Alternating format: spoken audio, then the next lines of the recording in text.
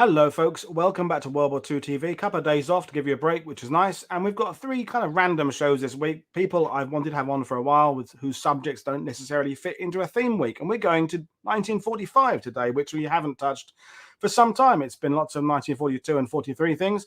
My guest, well, you probably know him from one or other of his other jobs on the internet. He's one half of Fighting on Film, and he has his own channel, RM Military History. And if you have not yet subscribed to his channel, the link is in the description below. Some really good, well-researched, thorough little short videos about all types of military history, Falkland Islands, going back to the 19th century, all sorts of things there. Really recommend it. Check out the link below. But I'll bring Robbie in now. So good evening, Robbie. How are you? Hello, I'm fine. Well, yeah, it's nice to be on the channel on my own, not with my on your own, not with your co-pilot. Yeah, and it's weird. Yeah, it's interesting because you got involved with me in those very early panel discussions about war films, and at that time you hadn't really. Fighting on Film was still in its its infancy or just an idea. And since then, kind of like myself, like Brad on this day in Canadian military history, you've kind of become a bit of a something. You've done some articles. Tell us about what's happened to you the last year or two. Yeah, well, I think it was from even like 3 years ago. I think it was over lockdown. So, I mean, I've forged a sort of little career out of doing this. So, Fighting on Film, my war movie podcast, we were doing quite well. We've been doing that for 3 years now, nearly. And I've started just in the last 6 months writing history articles for various magazines, which is a really nice little side gig for me because I'm a stay-at-home dad, essentially, in my day-to-day. Look after my wife who has hidden disabilities. It's a really big thing of mine that people get the care they deserve, but also that carers aren't just carers. They can have a second job, and for me, history is my outlet. So over the last year or so, I've really been able to have the career that I've always wanted and help my family, and it's just fantastic. And which probably brings me into what I'm going to talk about today. Well, yeah, and it's it's everything you like, isn't it? It's military history, family history. You like doing the research. You've done this same story in your version on your own channel, but now it's kind of live, and we'll do some questions as we go along, folks. And so I'll bring up the PowerPoint. You're in charge of it today, which is really good, folks. We will do, as I say, we'll do questions as we go along. And it's a bit loose, this one, because Robbie and I are mates, and we'll just kind of talk about these events. And over to you, and folks, just fire away with your questions and comments.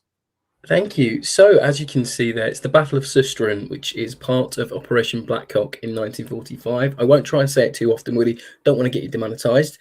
So I didn't name it. Blame 12th Corps. So, blame Miles Dempsey. So, context for Operation Blackcock. So in early January 1945, the Battle of the Bulge is nearly over in the Ardennes. That's obviously the last big major offensive of the war. But what about other parts of the Allied line? They always get forgotten about. We always think of that little nook up there near Belgium going into Germany. That's where all the action happened. No, it wasn't. There was an entire front line. So if I go to just the next slide quickly, we'll come back. But that's the Allied front line on the 13th of January in the Ruhr Triangle. And as we can see there, there's German elements over their side on the red, above the red line there, and we'll go more into that detail there. But the 7th Armoured Division are there. They're just below. Oh God, I can't read my own writing there. There's Sittard on the map, and there's the 52nd Lowland Brigade, Lowland Division there to the right of them, and then you've got just out of sight there. You've got the 43rd Welsh Division just down there. So there is other parts of the line, as we can see, and this is where Operation Blackcock comes into fruition. So there's a lot of German elements in that area already, and the fear is, well, if they're just left to their own devices, that surely they're all going to go and either reinforce up near the German border where we want to launch operations into the Rhine area, or they're just going to pick away at our front line, and we won't be able to launch these big offensives. So Operation Blackcock obviously is devised, as you can read there, high possibility of attacking the Gieliken and Roermond front. It's called the Ruhr Triangle. It's a little pocket of resistance. It needs to be squeezed. There's a big river, the River Ruhr. You want to bring your front line up to there. And obviously, I mentioned it starts in January 45. So the Queens, the 1st, 5th Queens, where do they come into it? So they are the part of the 131st Lorried Infantry Brigade. That's just a fancy name for mechanised infantry. 7th Armoured Division, Desert Rats, we all know who they are. And they're given task Angel, and they'll work through the villages of Dieteren, Schilberg, Enecht, and Susteren. So I'll move on the slides a little bit there. So as you can see here, that is a map from the 1st, 5th Queen's War Diary, taken, I think it was in March, you find that. The War Diary is a bit weird because things happen in January, but they don't report on them till March. So they were very busy and moving around, and I don't think people got to sit down and write and draw these maps. But as you can see, it's a fantastic little map there, and I've just marked out where the Queens go. So they go up to Dieteren, and then down into Susteren, and then after that they have Task Angel 2, which is up to Wodecht, but they can't go up to Wodecht before these little towns are cleared. And Dieteren's interesting because it's sort of like just a little town outside Susteren, but even on Google Maps today, it isn't marked as Dieteren. You have to go into Dieteren on the Google, the little yellow man, and find the Dieteren thing on the map. It's very confusing, but they need to be cleared. And it's a lot of open plains there, a lot of rivers to be crossed. It's not a nice place to fight, as we'll find out in a little bit. So I'll just move. And everyone's a bit fatigued, aren't they? I mean, both sides. I mean, it's going to come up at some point. Everyone, when their perception of the end of the war, it's end of the Battle of the Bulge, and then it's kind of filling in time until we get to VE Day. And of course, there's lots of heavy fighting ahead. There's all through January right up to April. There's still a lot of fighting. The Germans are weary, but they're fighting for their homeland. The Allies, they're weary, but they've got to find that extra energy to do that last push. Morale is probably at its lowest. This is that we've talked about on the channel before. People like Alan Allport. This is your peak time for desertions and people just giving up. And there's been trench foot issues in the American army. There's all sorts of things as to why the people aren't. If you compare the British army to, for example, to how it was in May 1944, before D-Day, everyone's keyed up. Everyone's highly motivated. All the train. This is months now of everybody just getting a bit fed up and hoping the war is going to be over. So you remind people who perhaps are less familiar with this part of the war that, it's no one's really at their best, I would say. Although theoretically, in terms of tactics, we're kind of reaching our peak, maybe in terms of use of our artillery and combined arms and stuff. But that's just a theory. You're right there, but as we'll move along, we'll see that this operation, particularly where the 1st, 5th Queens were fighting, it doesn't really go as according to plan as they would like. It's probably a little bit more akin, I wouldn't say to a First World War battle 100%, but maybe like that later on where infantry were supported, but maybe not as well supported as they could have been. But we'll find out. So I'll move along. So as Woody said there, the weather and the fatigue element really comes in, as you can see from these pictures. None of these pictures are 1st, 5th Queens. I think we've got some Devons in there and some KSLIs, because unfortunately, for some reason, throughout the whole Operation Blackcock, hardly any photos of the 1st, 5th Queens are taken because they're either further on where the AFPU lads are, because they always seem to be at the forefront with the Devons. So there's just not many pictures of them. But as you can see, weather's horrible. Around the area, it's open plains or it's small little enclosed villages. It's not nice. Yeah, bad winter indeed, Brad. That is you're very right there. As we mentioned, as we'll learn about him in a minute, my grandfather talks about the weather a lot in his diary in that early section. Bitter cold, freezing, the words he uses. It's muddy underfoot. It's horrible. You can see in the pictures there. It's peak British Army, cold weather uniform.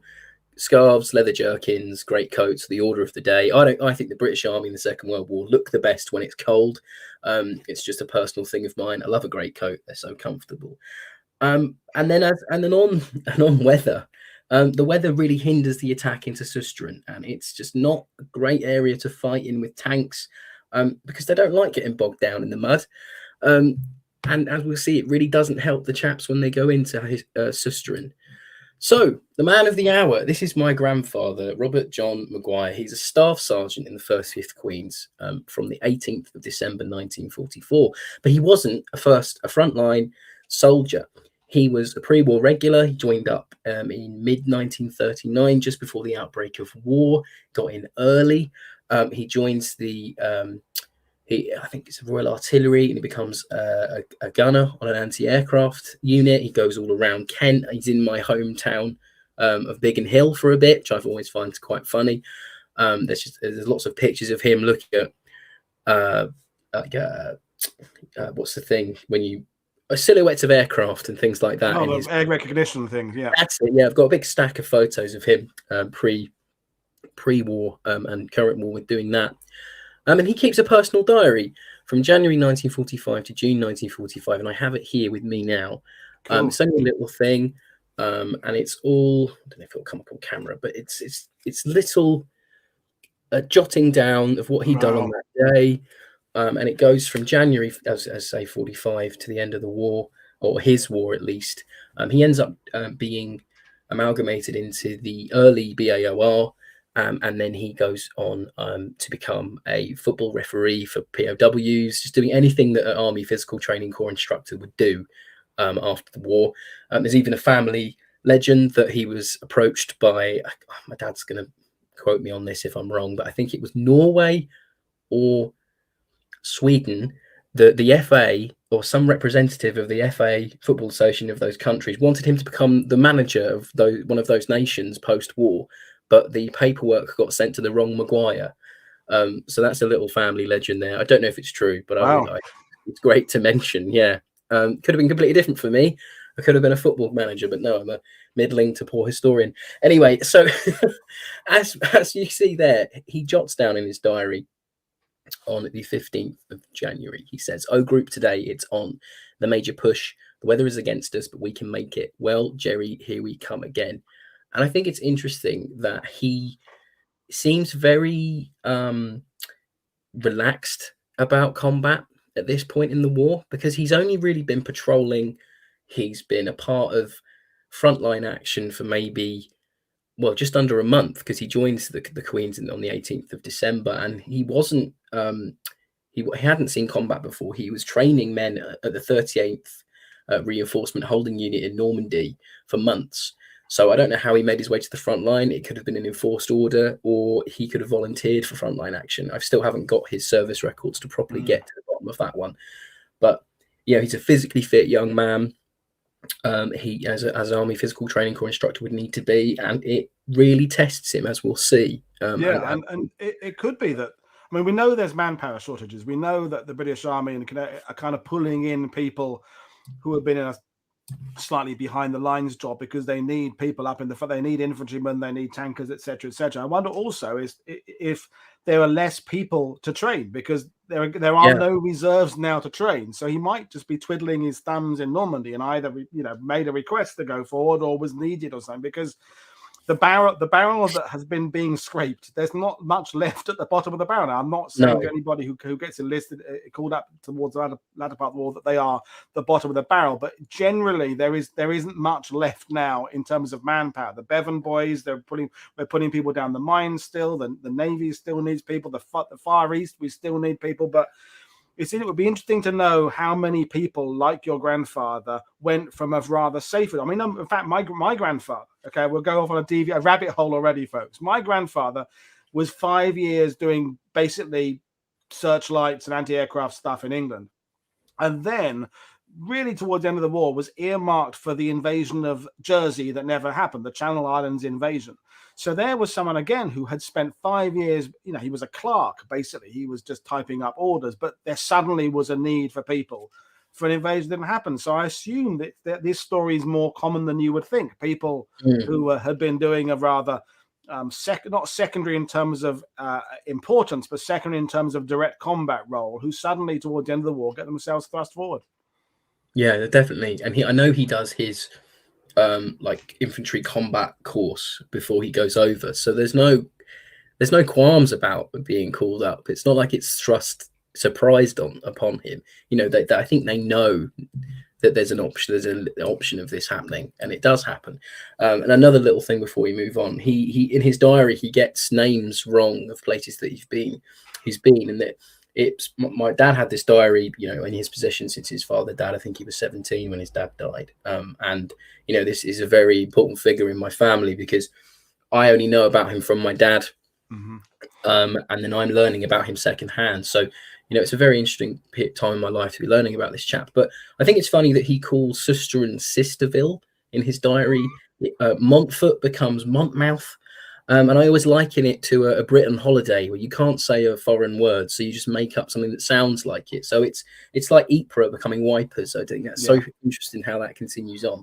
And it's taken me months to work out where these places are, because I'm like, he probably never saw it written down. He probably just was told, you're going over there to Susteren. And then when he goes to write his diary, he's like, where was that place called? Suster something? It's very interesting. And I just think it's very funny to mention. But there we go. It is cool. So that's the ORBAT, the order of battle there. So, yeah, of course, Brad making up names. It's great. I love it. So this is just a rough estimate of what is available to the Queens on the day of their attack. In reality, the battle was very different for the two infantry companies. It's about 200, 300 men of those B&D companies. They've got Wasp anti-tank, Wasp flame-throwing universal carriers. They've got universal carriers towing that troop of anti-tank guns. They've got 3 Royal Horse artillery supporting them. They're meant to have a squadron of tanks. They're even meant to have air cover. But in reality, the weather's just too bad for this air cover to come to fruition. And almost none of those carriers get into Susteren itself. We'll talk more about that later. Tanks do make it, but they make it quite late. And we have opposing them is elements of the 183rd Volksgrenadier Division. They're formed in September 1944. They have SPGs, Panzers, 1 King Tiger supporting them, and various artillery and mortars. So they're quite dug in. And this is probably where the battle comes into play, because I'll move on. So we get to the battle. So the town of Susteren, as we saw on the map, is almost the most important objective in that town of villages, because until you've cleared Susteren, which is the largest town in that small little pocket there, you can't go up to Echt, you can't go up to Sittard, you can't take that Roman River properly until you've cleared Susteren, because it's just quite big. So once they get into the village, before that, I'm going too quickly on myself here. So they go into. You're excited, aren't you, Robbie? I am, yeah, exactly. I've not been able to get this out to people. So the attack starts in the morning at 5:45, and artillery's put down into Susteren.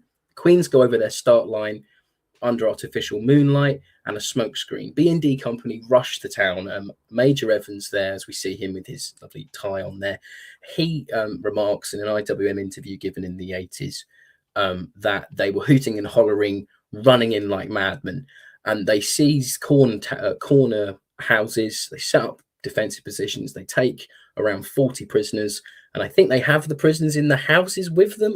I'm not too sure, but there's reports of, you read one book and someone says, oh, the prisoners jumped out of the houses and they ran back to their comrades when they could, or it was hand-to-hand fighting in the houses and the prisoners don't factor in. So I'm not too sure what happened to them. And even my grandfather in his diary writes that he was a prisoner for 8 hours during the battle, but I'm not sure when that happens or if it happens on a later date, because sometimes he's writing about 3 days behind himself. So I'm not sure when it happens. I'm not even sure it happens in this battle, but I think it's interesting to mention. So they've rushed the town, they've taken up positions, and Major Evans, and I'll move on. Major Evans takes up his headquarters in 16 Lewisstraat, Susteren. If you can make out on the little brown door there's a tiny little plaque and piece of brickwork that's different to the house. That's a piece of brickwork from the original house, and that's where his CP is. And he would command the battle from there throughout the whole battle, and he's wounded. In fact, he's the only officer to make it out alive of those two companies, because it's a very, very hard-fought battle. So moving on to... No, we'll stay there, actually. So after first light, German tanks are spotted, making their way towards the town from the east, and a request is made immediately to bring up tanks from C Squadron, 1st RTR, to aid the defence. And you think, great, tanks will come in, they'll roll in, knock out those panzers, jobs are good. Well, no, job's not a good one because the weather is just too bad. They'd have to get to Dieteren to get to Susteren. It would take them a couple of hours to get from their staging area to Dieteren, down to Susteren. There's just no way these tanks are going to make their way there on time. And these panzers and the King Tiger that's with them are really closing in on the infantry, and they don't have the anti-tank gun support they need because they bring up some universal carriers with an anti-tank gun towing. It gets stuck on the bridge. The rest of the anti-tank guns can't make it across. B&D company are, between a rock and a hard place here. So artillery's brought down, and I'll go back a slide. So there we have Major Tyrrell there of the counter. He directs counter battery fire, and of his 3rd Royal Horse Artillery of D Battery, and he's calling out targets from his. I want to say he's in a Daimler Dingo. Driving out in front of the town, calling out positions, trying to get his artillery to rain down on these tanks and stop them. You've got various AFVs bringing troops in and German troops moving. He's in full view of them, and he really does help limit the amount of German attackers to make this counterattack into Susteren, because at this point it's the biggest attack the Queens have faced in this operation. And he gets a DSM. So he has a DSM at that time, and he gets a bar to it. For doing this. He's a very, very brave man. Everything you read about him, he's very instrumental in this attack. If it wasn't for his artillery fire, I'm not sure the Queens would have held for as long as they do. So move on. So there we have a fantastic sketch by the war artist Brian D. Grinnell. I think I'm pronouncing that right, for the London Illustrated. And this is from a series of sketches he does of that Operation Blackcock. And this is probably, for me, it's my favourite one. Because possibly one of those figures is my grandfather. I'll never know, but I'd like to think that. So I mentioned in the Orbat and the little brief thing about the artillery fire there that none of the tanks came in and none of the anti-tank guns came in. So this is where the Piat comes into play. And I think from my research, they probably have one for definite. They might have had 2. I'm sure Matthew Moss is screaming at the screen right now, being like, "There's not that many in a platoon or a company." I don't know. I'm not really that au fait on how many Piats there would be, but there's definitely one on the day. So this Piat is very important as those tanks roll in. Yes, Piat, and I'll read you the entirety of the recommendation for his medal. So I've this man's named by Evans. He's named as Howard. But then in the war diary, he's named a different name. So it took me a while to get this recommendation. Someone on Twitter helped me. And it's Private Herbert Edward Howard. And his actions are detailed in this medal recommendation. And I'll read it in full because I think it's very important for the battle. On the 18th of January 1945, regiment attacked and captured the town of Susteren. Very soon after capturing the town, the enemy staged a very strong counterattack, which included 6 tanks and infantry, completely overran 2 platoons of the right forward company. At this time, the battalion was entirely without armoured support and had to rely upon Piats and small arms fire to fend off the enemy attack. Private Howard was firing a Piat from the window of a house when it was attacked by 3 tanks firing shells and machine guns. He calmly stood his ground until the tanks were within 20 yards and then fired 2 bombs at the leading tank, scoring direct hits and setting it on fire. 2 other tanks, supported by infantry, came to its rescue and brought heavy fire to bear all around Private Howard, who was still firing his Piat. 1 shell burst on the Piat itself, completely destroying it, but Private Howard was unhurt, and he immediately seized his rifle and began firing at slits in the tanks and picking off enemy infantry as they advanced. Wow. I mean, it's boys' own stuff. It really is. So I'm going to be all geeky now, but the Piat people will like this. If he's in a building, do you think he's firing it out of a window, or is he prone in the doorway? What? He's in a window, as you can see on the sketch there. I should have said he's in that window, the top right hand window there. Okay, that's him there. And this must have been from that report, or I don't think Brian de Grauw's in the middle of the street sketching it at the time. I'd like to think there's a Monty Python sketch of that happening, but I'm not sure that's how it went down. But yeah, so he's instrumental in stopping that attack. And at the time, you've got German tank commanders basically calling out for the Queens to surrender. Major Evans even snipes a German tank commander as he's calling them to surrender. They're saying things like, "You'll die, you'll be crushed in the rubble, we'll flatten Susteren, you're not going to escape." but down to the heroic deeds of Major Tyrrell and Private Howard there, the resolve is high on the day. And you would think that morale would be low, thinking that you don't have this tank support, you don't have the anti-tank guns you were promised, but no, you have the Piat and you make do. It's a very British thing, I think. I mean, I'm going to go down this Piat rabbit hole because we all like Piats, and half of the IC are watching tonight, and they all like Piats because we all know that theoretically, if you're kind of holding the Piat on the ground and you're wedged in again, when you fire one bomb, it should theoretically cock again to put another bomb in. Yeah. But if you're holding it in a window kind of up or over the front of a window ledge, I'm not sure it's going to cock. I assume he's doing it himself, or he's having to cock it and load it again. Possibly, there's a possibility of it. I mean, it's very brave what he does anyway, considering it's on him, where they are. And he's put up for the DCM by Major Evans after the battle, but it's downgraded to a military medal, and I think it's a bit unfair, really, because if you read the after action report, and it very much is, I don't want to swear, but the Queens are effed, really. Yeah, I know. We can say fucked. The Queens are fucked. We've said Blackcock, so we can say fucked as well. Yeah, I mean, the Queens are fucked. Put that on a t-shirt. Without Howard, really, that counterattack would have been pressed home, I think, because they don't have anything else. It's that classic thing. If you have tanks and the men you're attacking don't, what can they do, realistically? So he's Miles Dempsey degrades him to an MM. I don't know why. Could have been bureaucracy. Could have been that they'd filled their quota of DCMs for that year. Who knows? We'll never know. But the attack keeps going. The Queens hold with Bren gun, Lee Enfield, Sten gun. It's all bravery, hand-to-hand fighting. Really, really nasty bit of fighting there. So as we'll move on to the aftermath, and that's Susteren there smashed. There were very little photos of the attack after the attack, as I mentioned. But that's the bridge there. That collapsed as a universal carrier went over it to try and bring that anti-tank gun in. There's another bridge that just couldn't get tanks across. Ladders had to be put across the river to get men across there. And 40 men from the 1st 5th Queen survived the battle. 7 tanks are lost when the tanks finally do arrive. They're knocked out by Panzerfaust and Panzerschrecks.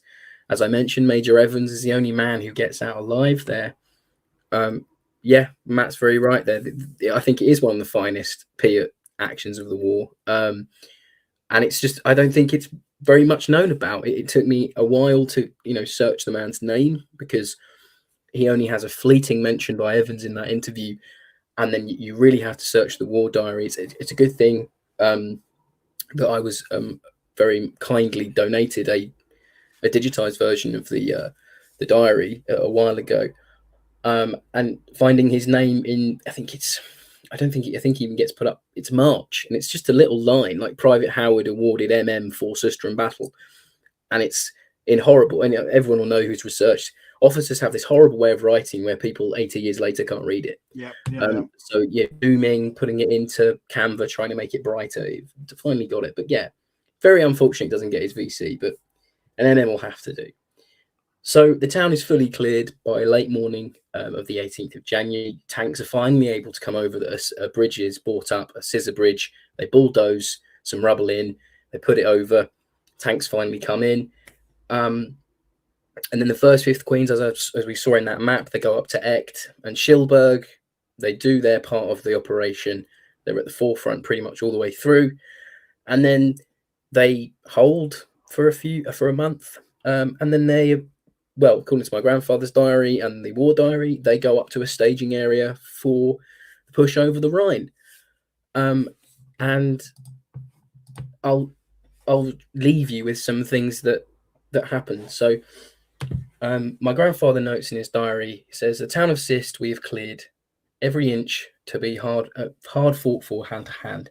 Nazi tanks counterattacked, and we had heavy casualties.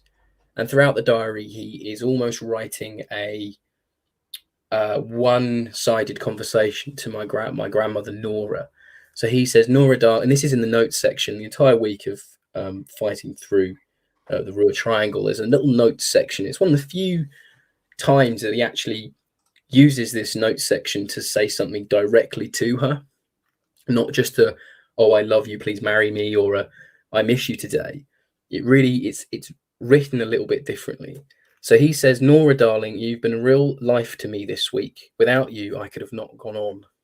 And it's this battle seems to really, really affect him. And I've put in capital letters there, shall never forget the bloody battle on January 17th. No tanks to support us. Jerry flung them at us, but we held firm. But I think it's important that your viewers at least see how important this this inscription is, because it's not just jotted down in a random part of the diary. It's actually the first thing he writes. So this is a general service diary, and this is all like, you know, what medals you can win, what ranks mean, and all things like that. It's almost like a newbie's way of coming into the thing, but that's that inscription in full capital letters. And it really affects him. I think it's obviously the first battle that he fights, and it has this profound effect on him. After that, I think he isn't the same man from what I'm, you know, you go ahead and read, and it's very much like, we patrolled here, we went here, this happened, he has a friend that's killed.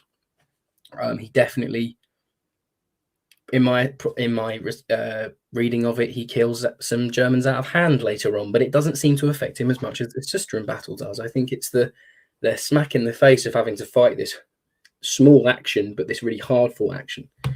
And the next slide will show that. So in the 80s, Major Evans gets a letter from the people of Susteren, and it's one man who writes it to him.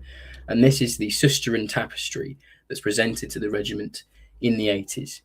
And he says, thank you for what you and your brave men of B Company did for us 40 years ago. You brought back freedom in our beloved village Susteren. The loss of men in that terrible fight had been enormous. These men will be on my mind forever because they gave our lives for our liberty. And I just think it's so poignant. And unfortunately, that tapestry doesn't survive today because the Queen's Royal Regiment Museum in Guildford burnt down in 2015, and it's such a shame that these things are lost because it's made for me, it's horrible. For me, it's made researching the Queen's quite difficult. Luckily, the war diaries weren't at the museum when they burnt down. They were at the National Archives, which is a good thing.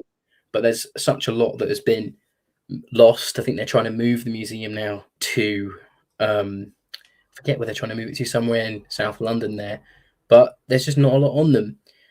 But for me, Susteren is it's a small battle within that operation. It's not even the end of an objective, it's really the start. And it's not a successful operation, it's a very small thing. It's not a glamorous one like the Bulge or Varsity or something like that, but for me it's very important just for my understanding of my grandfather that I never met, and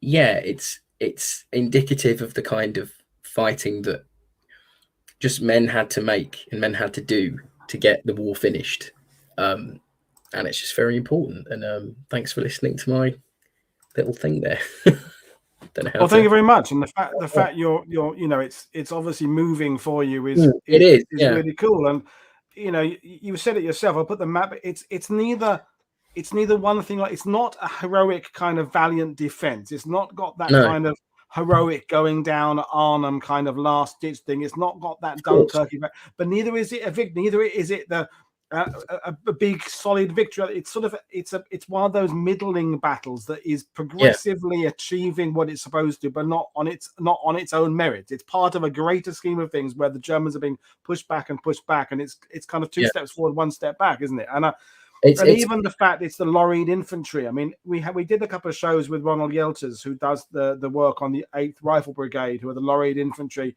part of 11th Armour. But when we think of 7th Armoured, we think tanks, we think Sherman tanks, we think armour, and of course there are these other elements as well. And it reminds us that every regiment, every unit, we've got Andy doing his 52nd Lowland stuff, which started off almost as a joke and then has become a serious work he's doing.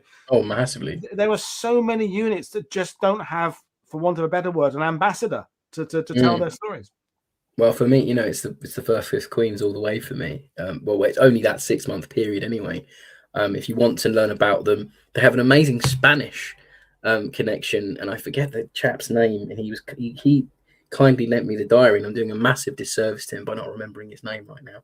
Oh my gosh. You can find him. He's been on We Have Ways. Oh my god, you can find him on Twitter. Sean Scullion.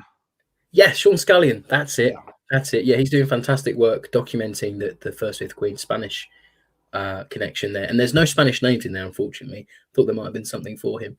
But as we're getting back to it, it is neither here nor there. But it ironically, I find that there's less pages about the Susteren battle, but there's more pages in the war diary about the Backhoven, the town fighting through Backhoven. I think that gets like 4 pages, and Susteren gets 2.5. Even though that's more of Susteren is a harder fought battle than Backhoven, but there's just so many logistics in getting things up to where things need to be. It's so hard to get anything up for these infantry that it just becomes a right slog. And most things in that diary couldn't get tanks up, couldn't get universal carriers to move.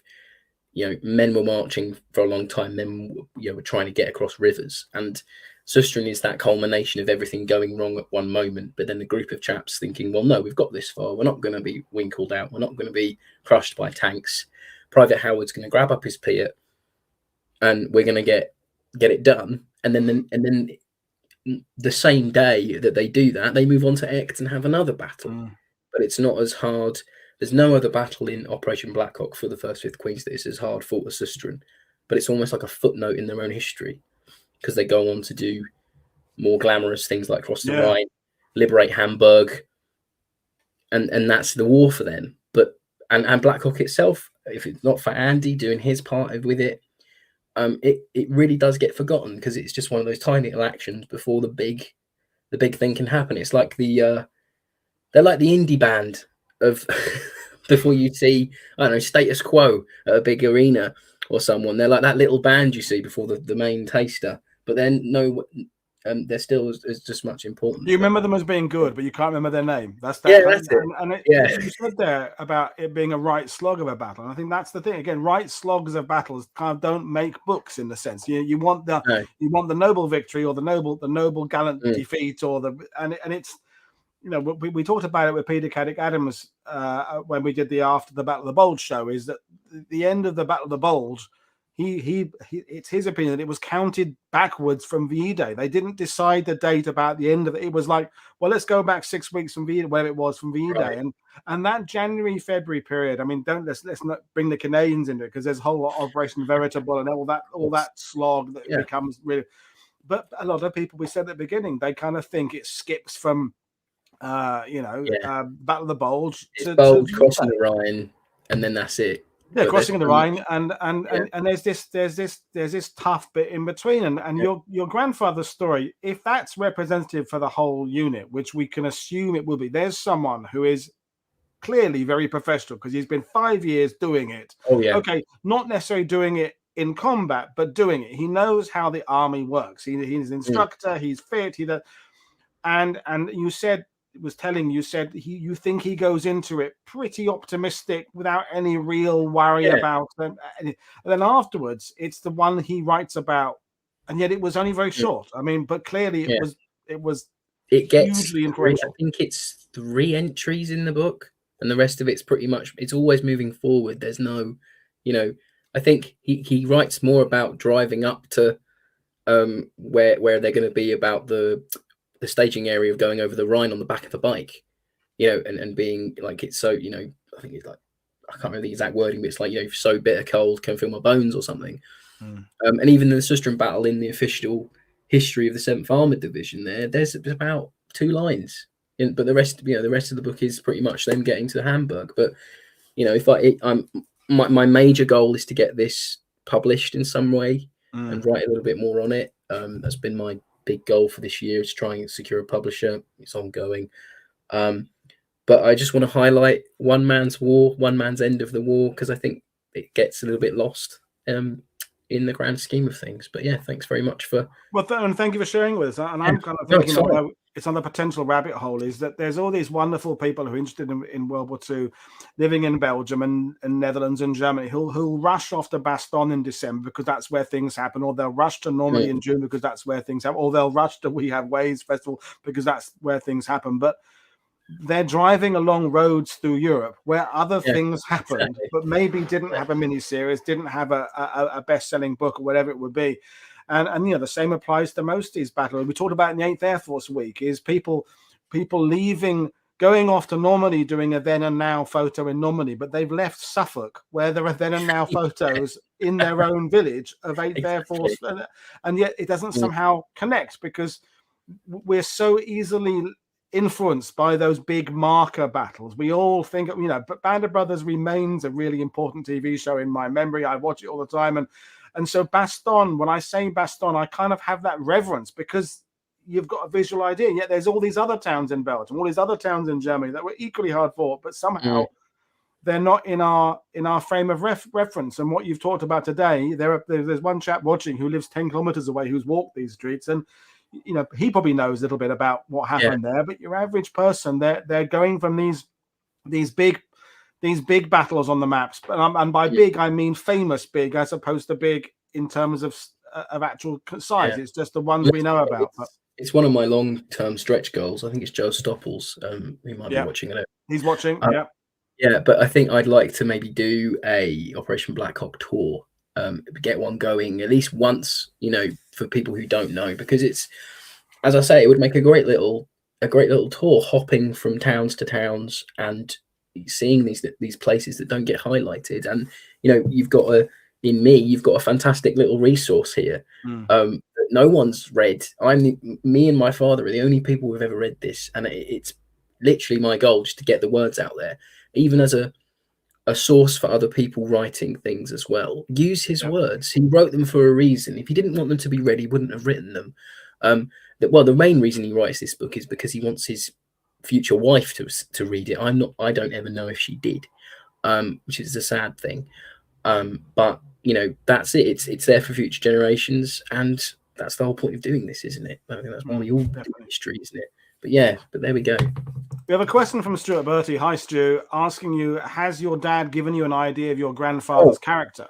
Yes. And presumably, because you've already said that, to add to that, presumably his character the character that your dad knew might have been a different character had he not gone through this. So yeah, I think it's so. impossible to know how he would have been different if he hadn't gone through this. But, there's Stuart's question for you. Yeah, my dad really idolizes him and hero worships him like any son does to their dad, really.